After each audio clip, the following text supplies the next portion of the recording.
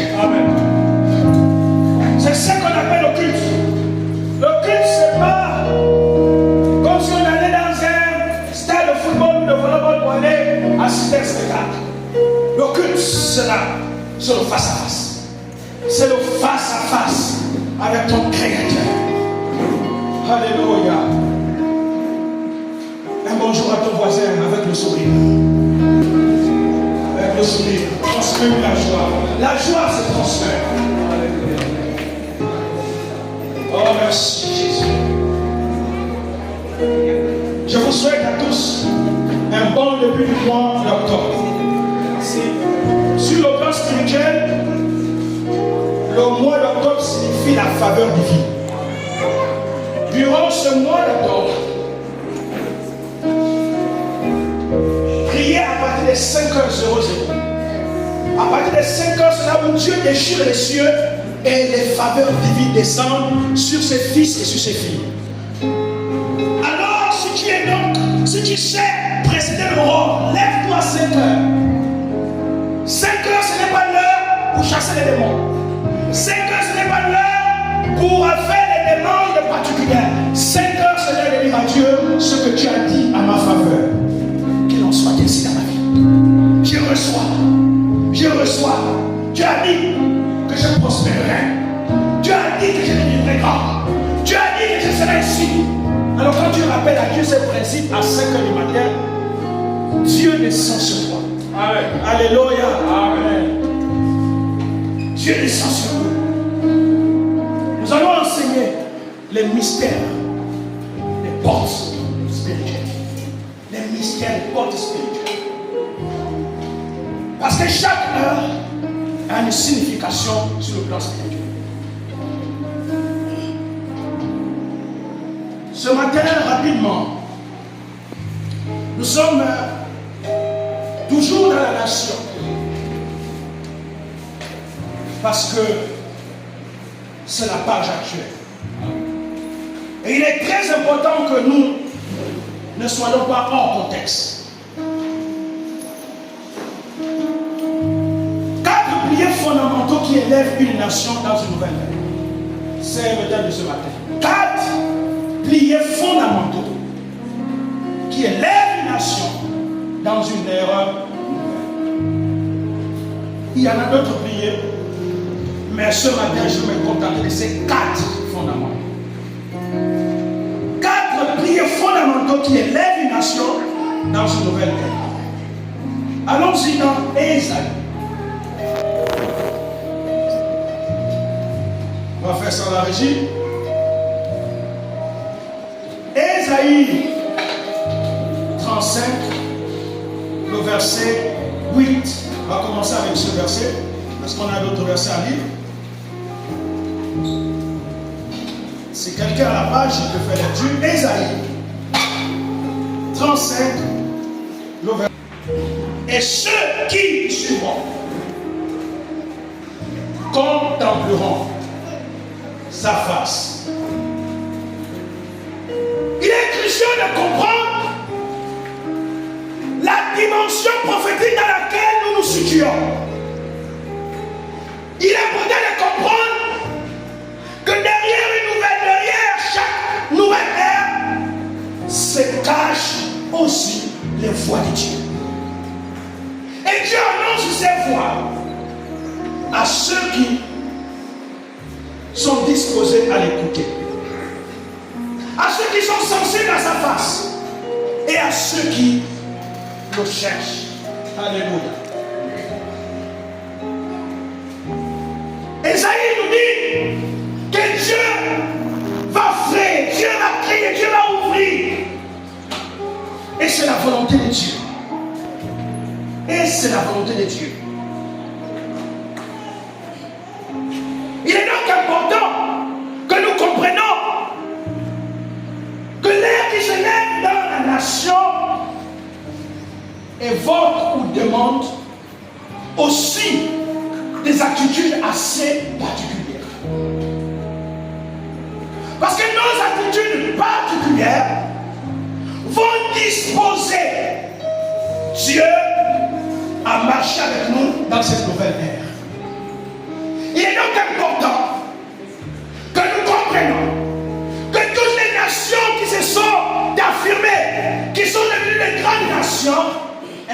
sont basés sur des piliers. Car pour qu'une nation devienne grande, il faut que cette nation obéisse à un certain nombre de principes. Il faut que cette nation puisse arriver. Il faut que cette nation puisse se lever. Et ce matin, je vais nous donner les 4 piliers. Le premier pilier fondamental qui élève une nation, qui rendra une nation, qui amène une nation à devenir grande, à s'affirmer, c'est la justice. Il est important que le pays se repose sur la justice. Proverbe 14, quelqu'un va nous trouver ce texte. Proverbe 14, le verset 34. Et une deuxième personne va ouvrir Deutéronome 16, le verset 20. 2 personnes, s'il vous plaît. Proverbe 34 d'abord. 14, le verset 34. 14, verset 34. La justice élève une nation. La justice élève une nation. Mais le péché est la honte des peuples. Mais le péché est la honte des peuples. Deutéronome 16, verset 20. Tu suivras ponctuellement la justice, afin que tu vives et que tu possèdes le pays de l'Éternel. Afin que tu vives et que tu possèdes le pays que l'Éternel te donne. Amen. Alléluia. C'est quoi la justice? La justice est la réglementation et la normalité d'un pays. C'est l'ensemble des règles et des dispositions d'un pays qui amène tout le monde au même niveau, à s'aligner au même niveau. Ce qui fait en sorte que lorsque le pays élève la justice, respecte les lois, Dieu fait quoi? Dieu descend et Dieu commence à bénir le pays. Et quand Dieu commence à bénir le pays, il va élever le pays. Proverbe 14 dit que la justice élève une nation. La justice est l'équité. Dans la justice, il y a l'équité. Il y a la vérité. Il est important que notre pays refasse ses fondations dans la justice et dans l'équité. Alléluia. Certaines grandes nations se sont affirmées grâce à la justice et l'équité. Parce que la justice, personne n'est au-dessus de la justice. Quand tout le monde respecte la réglementation, alors le pays marche dans la droiture. Et les hommes deviennent droits. Et les hommes deviennent intègres. Quand il y a la justice dans ce pays, les hommes vont apprendre à vivre dans la vérité. Alléluia. Et quand on parle de la justice, on faut servir sur la vérité. Car il n'existe pas de justice sans vérité. Alléluia. Les 54 États des États-Unis, ces pays-là qui se sont réunis en un seul pays, se sont formés sur les règles et les lois. Et ils ont dit, on deviendra grand, on va dominer le monde. Ils ont dit, on va commencer à établir la justice. Il faut que tout le monde soit égaux devant la justice. Et que personne ne soit au-dessus de la justice. Personne ne doit tripatouiller les règles, les normes, la constitution. Car nous comprenons que Dieu n'est pas contre la loi. Dieu n'est pas contre les normes. Dieu n'est pas contre la justice. Par contre, la justice favorise Dieu. Par contre, la justice amène Dieu à se disposer à bénir un État. Il est important que le Gabon se réforme sur la justice. Que la loi soit les normes de tous. Et que chacun apprenne à l'appliquer, à la vivre. Car une véritable nation est forte lorsque les lois sont appliquées. À quoi nous sert d'avoir les règles? On ne les applique pas. À quoi nous sert d'avoir un code pénal? Et on ne l'applique pas. Cela ne grandit pas la nation. le contraire du fait que l'on n'applique pas les lois, rabaisse le pays et conduit le pays dans la honte et dans l'ignominie. Il est important que l'Église prône pour la justice, élève la justice. Ainsi, Dieu va commencer à descendre. Je vous assure que certains pays aujourd'hui, lorsque vous allez dans certains pays, vous avez l'impression que c'est comme s'ils ne vivaient pas les mêmes réalités. Mais parce que, bien que la justice soit appliquée par les hommes, et les hommes étant faillibles au mal, étant faillibles au péché, mais ces vertus à la rendre applicable pour que la bénédiction vienne. Vous savez, certains principes ne viennent pas de Dieu, mais viennent de l'homme. Quand l'homme a commencé à chercher Dieu, quel est le premier homme qui a commencé à chercher Dieu dans la vie? Qui est le premier homme qui a commencé à chercher Dieu? On est dans vous êtes dans le chapitre 4 de Genèse, toute la descendance. Il fait partie de la descendance de Caïn. Le premier homme qui a commencé à chercher Dieu dans la vie. Enoch, non. Enoch fut enlevé. Il y a un autre, le nom m'échappe. On va retrouver le nom. L'Ancien Testament dit, lorsque cet homme a commencé à invoquer Dieu, alors Dieu a commencé à bénir la terre. Dieu a commencé à bénir la terre. Certaines règles sont pour notre bien. Les lois ne viennent pas pour détruire l'homme. Les lois viennent pour créer l'équité, créer le bien-être parmi les peuples ou encore parmi nous. Il est important que le Gabon soit réparti et que la justice soit vraiment des facteurs très importants sur lesquels nous allons reconstruire notre pays. La justice doit être pour tous, car elle doit être rendue. Il y a plusieurs types de justice. La justice rétributrice, la justice rémunératrice, la justice condamnatrice, et j'en passe. Toutes ces formes ou types de justice sont pour le bien fondé de l'homme et pour le bien vivre ensemble. Retenons que sans justice, une nation ne peut être juste. Nous avons besoin, nous, déjà, en tant qu'Église, de nous récomposer, de revoir nos systèmes de mentalité et de revoir tout ce qui n'a pas été dans le temps. Tout en remettant à la surface les règles et les normes. Ça c'est un. Deux. Deuxième prière fondamentale qui élève une nation, c'est reconnaître la souveraineté de Dieu. Reconnaître la souveraineté de Dieu.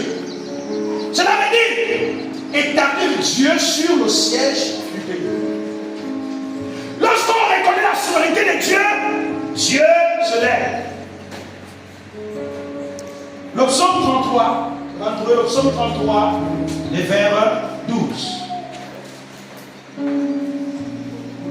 Le psaume 33, les vers 12. Personne n'a trouvé le texte? Tableau.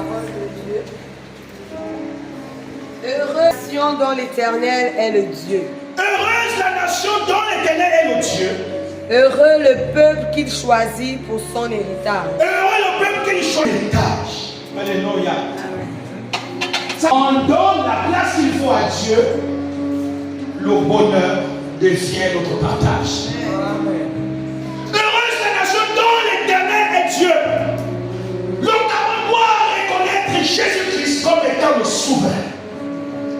Et le Cameroun doit élever l'Éternel, adorer l'Éternel, lui rendre des hommages. Quand Dieu va reconnaître que nous lui avons donné la place qu'il est due, alors Dieu agira. Dieu répandra ses grâces. Vous savez, il y a des grâces qui sont suspendues, les grâces nationales qui sont suspendues parce que la nation adore notre Dieu. Parce que la nation, le cœur de la nation est incliné vers les dieux étrangers. Et quand Dieu observe que le peuple ne l'honore pas, que le cœur du peuple est tourné vers d'autres dieux, alors Dieu fait quoi? Dieu suspend les grâces de la nation. Il y a les grâces nationales, il y a les grâces collectives. Et ces grâces sont liées au mouvement national. C'est-à-dire que lorsque le peuple reconnaît Dieu, comme ça se passait hier au palais des sports. Nous avons vu hier, toutes les églises au Gabon se sont retrouvées avec ceux qui gouvernement le pays ensemble avec le gouvernement. Ils ont tous attrapé le drapeau du pays. Et ça, c'est des choses que nous rêvons. On attendait de tels moments.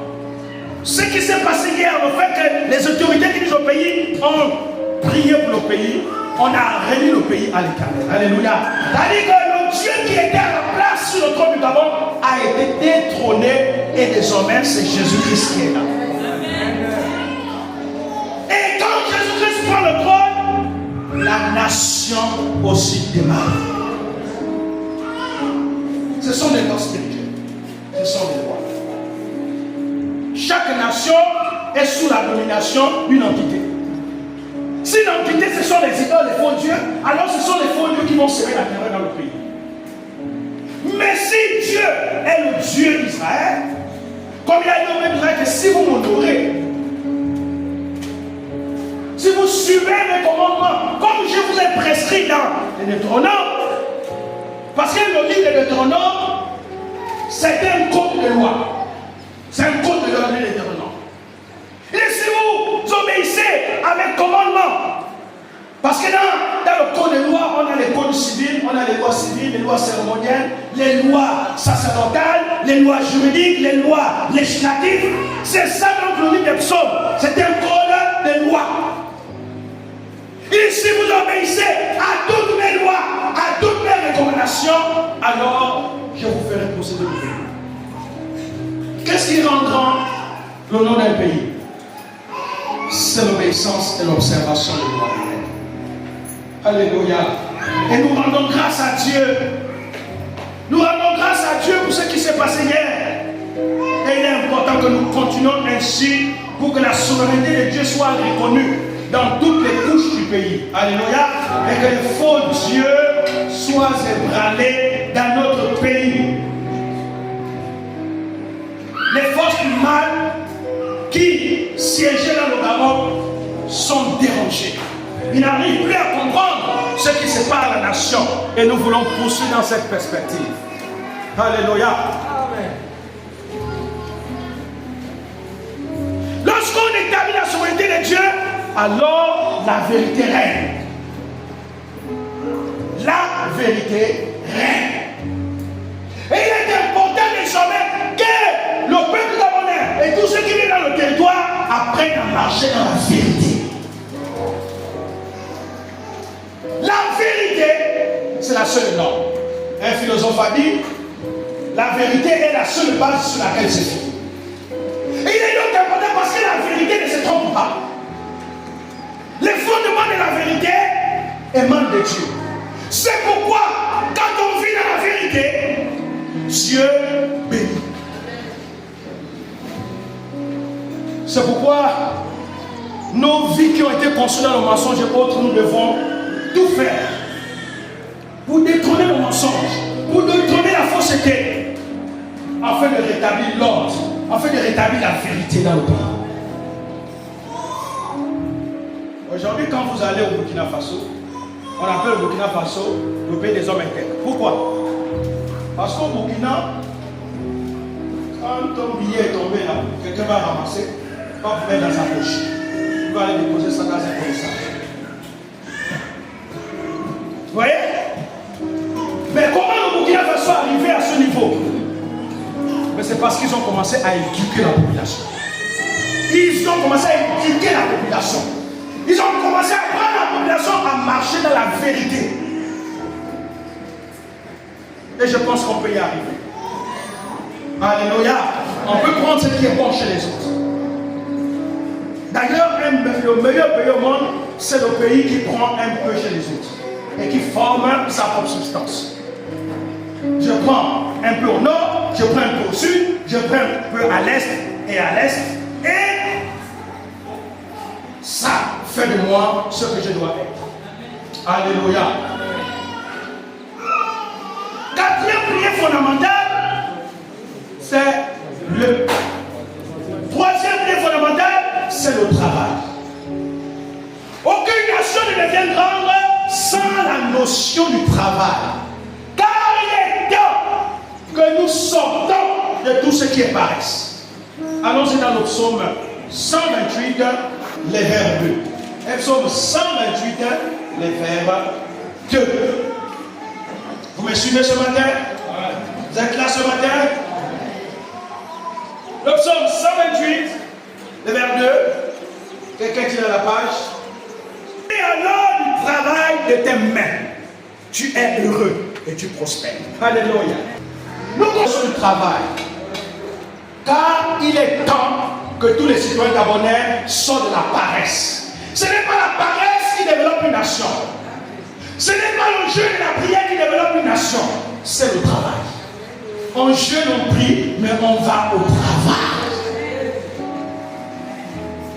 Et c'est ce que l'Église aussi n'a pas compris quelque part. On pense que tout viendra du jeûne et la prière.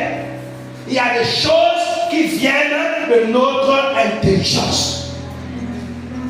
Et travailler, c'est important. Parce que si nous travaillons, nous allons développer le pays. Celui qui est assis, est-ce qu'il contribue au pays? Quelle est sa valeur? Est-ce qu'il apporte une valeur ajoutée à son pays? Alors, Dieu a besoin de ta valeur ajoutée dans le pays. En travaillant, tu contribues au bien-être de ton pays. Donc, Dieu est contre le chômage. Dieu est contre la paresse. Dieu est contre le prix de temps. Tu es assis à la maison et tu ne fais rien. Dieu est contre ça. Parce que ça ne favorise pas le bien-être. Alléluia. Ne sois pas ultime, mais sois contre-utile. Il faut que tu contribues. Il faut que tu sois actif. Les grandes nations qui sont développées, c'est grâce au travail. D'ailleurs, aujourd'hui, c'est un grand pays qu'on appelle grand pays en tout griffe. On va appeler le G7. Les 7 pays les plus puissants au monde ou les plus riches au monde. Aujourd'hui, quand vous allez dans ces pays, tout le monde court derrière le travail. Quand vous arrivez en Europe, on n'a pas le temps pour faire des commérages. Parce que c'est le travail. Les gens courent le travail. Les gens travaillent. Quand vous arrivez au Japon aujourd'hui, pendant que nous, au niveau de l'Afrique, on enseigne les jeunes à devenir des politiciens, à les enseigner comment sortir en vampire. Au Japon, on enseigne ces petits à fabriquer des drones, à fabriquer des téléphones. Et c'est ça qui rend un pays fort. Le travail est donc important. Alléluia. Le travail est une notion importante qui élève une nation, qui construit un pays. Regardez l'Europe. En 1945, c'était la Deuxième Guerre mondiale. Elle a détruit l'Europe. L'Europe a été détruite, la France a été détruite, l'Allemagne a été détruite. Mais comment ils ont fait pour reconstruire l'Europe? C'est grâce au travail. Alléluia. Grâce au travail et grâce à Dieu. Parce que l'Europe a connu de grands prédicateurs d'évangile. Aujourd'hui, Dieu va sanctionner. Les jours qui arrivent, les années qui arrivent, Dieu va sanctionner l'Europe. Parce qu'ils ont abandonné Dieu, ils ont fait confiance désormais à la science. Ils croient plus à la science que à Dieu. Là, le travail est important. Le travail apporte quoi? Te rend heureux. Le travail produit quoi? Le bonheur. Le travail produit quoi? La prospérité. Il est donc vous et moi, nous commençons à chercher tous ceux qui ne font rien. Même si on est dans une zone, un site, je pense qu'on peut réfléchir. Alléluia. Même si la zone de limite, mais tu peux réfléchir, qu'est-ce que tu peux faire? Regardez. Si vous partez à Dubaï, ils ont conçu Dubaï dans la mer. Ils ont reçu à dominer l'eau. Comment ils ont reçu à faire? L'eau désert, si vous allez en Israël, Israël était plus désertique, montagneux. Mais vous allez voir, les Juifs ont dominé les montagnes. Ils ont reçu à s'imposer. L'homme a le pouvoir de s'imposer dans la nature. Donc nous pouvons aussi, quel que soit l'endroit où nous sommes, nous pouvons aussi nous démarquer. Regardez. En 1970, les N pays, c'est-à-dire les nouveaux pays industrialisés, vous avez Singapour, vous avez l'Afrique du Sud, vous avez Hong Kong, ces pays-là étaient au même niveau que l'Afrique. Je dis bien, en 1970, tous ces pays que je cite là étaient au même niveau que l'Afrique. À l'espace de 10 ans, ils ont dépassé l'Afrique. Ils se sont démarqués des autres. Aujourd'hui, c'est la Chine qui construit nos palais. C'est la Chine qui exploite nos manganèse. Aujourd'hui, la Chine est devenue la 3e puissance nucléaire mondiale. Et elle est même en train de déclasser les États-Unis sur le plan commercial. Comment elle a fait? Elle a su se démarquer. Ça veut dire que Dieu a donné l'intelligence supérieure à l'homme. Donc ce n'est pas parce que nous sommes dans un site qu'on doit rester les bras croisés. Alléluia. Tu peux vivre à Bambidi ici, mais gérer une entreprise à Libreville. Tu peux vivre à Bambidi ici, gérer une boutique à Lastoville. Tu peux vivre à Bambidi ici, gérer une boutique à Paris. On a l'un de nos anciens ici qui a ce business à Paris. Donc c'est possible. C'est possible. Rien n'est impossible, c'est possible. Alléluia. C'est possible. Donc, il faut aimer le travail. Il faut aimer le travail. Car le travail produit l'abondance. Le fruit du travail, c'est quoi? C'est le bonheur. Chers citoyens, arrêtez le gars. Cette mentalité arrêtez le gars. Parce que d'ailleurs, si on demande à tous ceux qui ont reçu dans les vies, on vous dire que le bureau, il n'y a rien. Et d'ailleurs, pour ceux qui cherchent l'argent, on vous dire que l'argent n'est pas dans les bureaux. Ceux qui travaillent même dans le bureau là, c'est le même salaire, rien ne bouge. Mais c'est différent quand vous travaillez, vous avez vos... vous comprenez ce que je veux dire? Vous avez des choses un peu partout. Vous avez un peu des entreprises partout. Ce qui est évident, c'est que personne ne pourra vous arrêter. Alléluia. Et il est important que nous comprenions que travailler amène le développement. Le travail. 1 Corinthiens 10, le verset 24. 1 Corinthiens 10, le verset 24, c'est lui qui a trouvé le texte. Que personne ne cherche son propre intérêt, mais que chacun cherche celui d'autrui. L'amour, le plus grand plié. On fait quoi? On prend soin de soi. On vit dans la légalité. On marche dans la vérité, dans la sincérité, dans la simplicité, dans l'humilité. Et on se valorise. Il y a des personnes qui se valorisent déjà. Écoutez-moi bien. On ne se valorise pas quand on est déjà dans le cercueil. Le cadavre ne sert à rien. Vous voyez, quand quelqu'un mort dans le cercueil là, même s'il était brisé, est-ce que quand il est dans le cercueil, il ne peut pas encore frapper quelqu'un? Quand tu es dans le cercueil là, même si tu étais l'homme le plus fort, Wongo, qui a lutté contre l'esclavage, quand on est allé là, on ne peut rien. Même le plus faible, le plus faible, Jojo, peut aussi te frapper. Même Jojo qui a quel âge? 6 ans peut te frapper. Alors il est donc important, bien aimé, de nous aimer. Nous aimer aussi, c'est de prendre soin de nous-mêmes. Comme nous avons dit dimanche dernier, prendre soin de nous-mêmes, mais pas nous négliger. Tu ne dois pas être au tchao-tcha, comme disent les Obama, au tchao-tcha. Non, tu ne dois pas, ça veut dire quoi ça? Au tchao-tcha, n'importe quoi. Ou n'importe comment. N'importe comment. Tu dois pas être négligent. Hein, tu dois pas être négligent. Tu dois prendre soin de toi-même.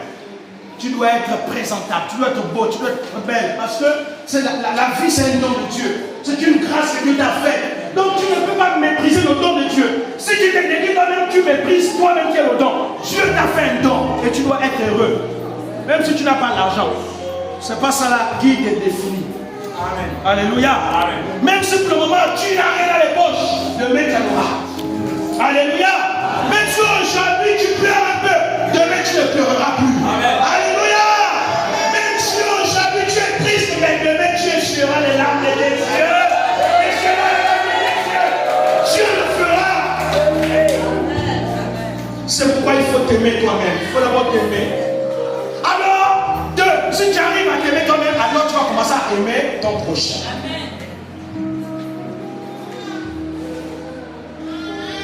Dans la Bible des Hébreux, qu'on appelle la Tanakh, Dieu a donné 613 commandements.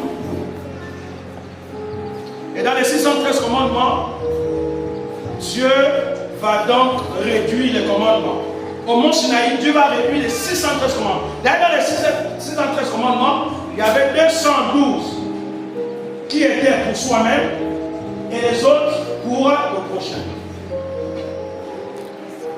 La loi est difficile à obéir. Et Dieu va donc dire aux enfants d'Israël, au mont Sinaï, il va donc réduire les 613 commandements en 10 commandements. En 10 commandements. Et d'ailleurs, quand vous faites l'analyse des 10 commandements, vous allez constater que 6 commandements parlent à son prochain et 4 commandements ce soir. Alléluia. C'est formidable. Dieu a fait la part des choses. C'est pourquoi nous devons manifester l'amour pour notre prochain. Et lorsqu'on aime notre prochain, on va aimer le pays. Alléluia.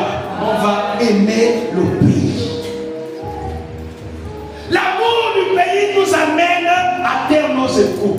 À ne pas rechercher pour son propre intérêt. C'est là que l'amour, que personne ne cherche son propre intérêt. L'amour ne cherche pas son propre intérêt. L'amour cherche d'abord le bien-être de tous. Dans 1 Corinthiens 13, 1 Corinthiens 13 dit que l'amour n'est pas égoïste. L'amour n'est pas envieuse. L'amour n'est pas calomnieuse. Alléluia. Et c'est pourquoi nous devons manifester cet amour. Commence à aimer ton prochain. Commence à aimer l'autre. Ça passe par quoi? Ça passe par du fait que si j'ai 10 paires de chaussures, je prends une seule paire et je donne à celui qui n'en a pas. Alléluia. Si j'ai 10 000 francs dans ma poche, j'enlève 1000 francs et je commence à donner mon prochain. L'amour patriotique nous amène à rechercher l'intérêt général de tous. Et l'intérêt général de tous, c'est le bien-être de tout le monde. C'est chercher pour que tout le monde soit équitable. Que tout le monde soit en haut et à la fonction publique ou privée. Que tout le monde puisse avoir un travail. C'est que tout le monde puisse respecter les lois du pays. C'est que tout le monde puisse comprendre et participer à bâtir son pays. Alléluia. À bâtir son pays. Ne faisons pas comme ceux qui sont déchus. Ceux qui ont été déchus dans notre pays. Qui se sont contentés d'eux-mêmes. D'avoir autant d'argent dans les maisons pendant que les autres croupissent de faim. Pendant que les gens sont payés en monnaie de singe. J'ai entendu un dire, que si les Gabonais souffrent, c'est parce qu'ils vivent au-dessus de leurs moyens. Quels moyens? Pendant que l'on a des milliards dans les comptes. L'amour, c'est pas ça. L'amour regarde d'abord aussi à l'autre. Et le principe de Dieu, c'est quoi?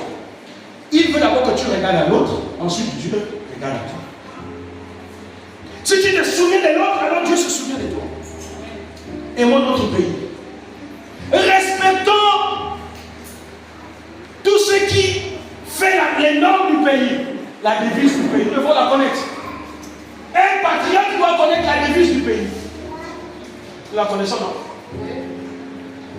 Merci. Un patriote qui aime son pays doit connaître l'hymne national et la chanter quand il faut.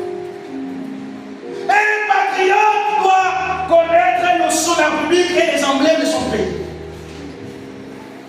Un patriote doit connaître son Sénat, l'Assemblée nationale et les autres institutions.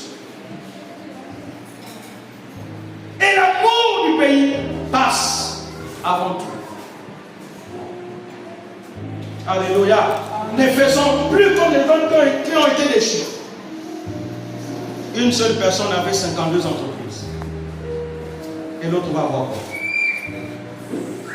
Si tu as 52 entreprises, toi-même, et le prochain va avoir quoi? Non, on peut avoir 1, 2, 3, 4, peut-être jusqu'à 5. Mais il faut penser à l'autre. Alléluia. Il faut penser à l'autre, c'est très important. Penser à l'autre.